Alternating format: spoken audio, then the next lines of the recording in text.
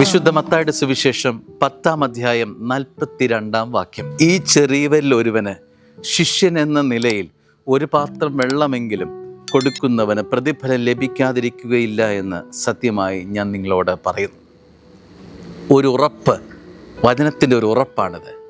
സംഭവിച്ചേക്കാം എന്നുള്ളതല്ല, ഡെഫിനറ്റാണ്. സത്യമായി ഞാൻ നിങ്ങളോട് പറയുന്നു.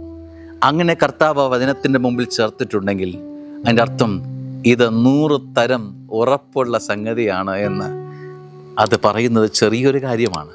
നിൻ്റെ വീടിൻ്റെ മുറ്റത്ത് ഒരുപക്ഷെ ദാഹാർത്തരായി പ്രയാസത്തോടെ നിൻ്റെ മുമ്പിൽ വരുന്ന ഒരു വ്യക്തി, അതാരുമായിക്കൊള്ളട്ടെ, അവൻ്റെ ജീവിതത്തിന് അല്പം വെട്ടം നൽകാൻ, അവൻ്റെ ജീവിതത്തിലേക്ക് അല്പം പുഞ്ചിരി നിറയ്ക്കാൻ നിൻ്റെ ജീവിതം മുഖാന്തരമാകുമെങ്കിൽ, സ്നേഹമുള്ളവരെ, നിൻ്റെ ജീവിതം സ്വർഗത്തിന് പ്രിയപ്പെട്ടതാണ് എന്നാണ് അർത്ഥം.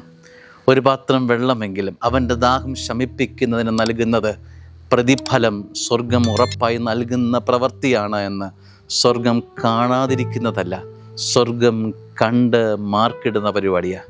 സ്വർഗം കണ്ട് മാനിക്കുന്ന പരിപാടിയാണ്. സ്വർഗം നിന്നെ ഉയർത്തുന്ന പരിപാടിയാണ് നീ ചെയ്യുന്നത്. ഒരുപക്ഷെ നീയും നിൻ്റെ മുറ്റത്ത് വരുന്ന, ജീവിതത്തിൻ്റെ മുറ്റത്ത് വരുന്ന ഒരു വ്യക്തിയും മാത്രമുള്ള ഇടപാടല്ല.